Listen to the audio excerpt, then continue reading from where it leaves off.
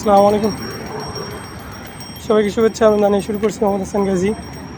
নিজেকে কখনো ছোট মনে করবেন না। ছোট বলতে আমি বোঝাতে চাচ্ছি যে যে আপনার অহংকার থাকতে হবে এমনটা না।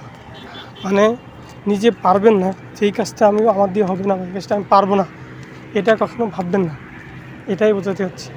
আর অন্য দিক দিয়ে আপনি অন্যদের থেকে ছোট ভাবতেই পারেন, সমস্যা নেই। কিন্তু যে আপনি নিজেকে ভাববেন যে আমি এটা দিয়ে আমাকে দেওয়া হবে না, এটা আমি করতে পারবো না, এটা দিয়ে আমি চলতে পারবো না, এই মন মানসিকতা আপনি যদি নিয়ে রাখেন তাহলে আপনি জীবনে উন্নতি করতে পারবেন না এবং আপনি যেখানে আছে তার থেকে ডাউনে কিন্তু চলে যাবেন। এটাই মূল কথা। এবং সবসময় চেষ্টা করবেন নিজেকে বেটার জায়গায় নিয়ে যাওয়ার জন্য, নিজেকে বেটার কিছু দেওয়ার জন্য, নিজেকে সবসময় ব্যস্ত রাখার জন্য। আপনি যে কোনো কাজে, একটা কাজে আপনি ব্যস্ত রাখবেন, দেখবেন ওই কাজ থেকে আপনি কিন্তু আপনার মূল্য দিয়ে শুরু করবেন। আপনি যে সময় তাকে দেবেন, যেখানে আপনি সময় দিবেন সেখানেই কিন্তু আপনার সেখান থেকে সেই জিনিসটা কিন্তু আপনাকে সময় দিবে। এক সময় আপনি যদি সেখানে হাল ছেড়ে দেন তাহলে কিন্তু সবই সমস্যা। আপনি হাল ছাড়লেই আপনার সেই সময়টা লস, যেখানে আপনি যেতে চাইছেন সেখানে যাইতে পারবেন না।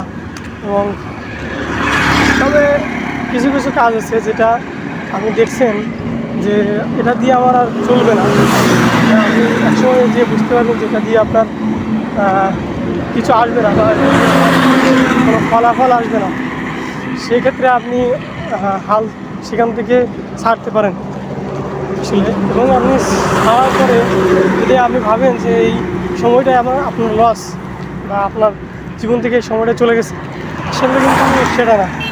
আসলে আপনি যে সময়টা ওইখানে নষ্ট করবেন, ওই সময়টা কিন্তু ওইখানে যে আপনি যে শিক্ষা গ্রহণ করছেন পরবর্তী কাজে কিন্তু ওই শিক্ষায় কিন্তু আপনার কাজে লাগবে। এটা আপনি ভাববেন না যে আপনার সময় লস, এটা কিন্তু কখনোই ভাবা উচিত না। এবং নিজেকে সুন্দর বেটার জায়গায় নিয়ে যাওয়ার জন্য সবসময় নিজেকে কাজ দেওয়া, নিজেকে ব্যস্ত রাখা, নিজেকে সময় দেওয়া, নিজেকে সময় দেওয়া আপনি জীবনে স্বাভাবিক করতে হবে। জীবনকে এমন সময় দেবেন যে অন্যরা আপনার জন্য সময় চাওয়ার জন্য বসে থাকে, আপনাকে দেখার জন্য অতি আগ্রহে বসে থাকে। এমনভাবে নিজেকে তৈরি করা, আমিও চেষ্টা করছি নিজেকে এমনভাবে তৈরি করার। ইনশাআল্লাহ আল্লাহ কতটুকু সহায় হন সেদিকেই থাকার। তো আজকে এই পর্যন্তই। সবাইকে আবারও শুভেচ্ছা জানিয়ে শেষ করছি।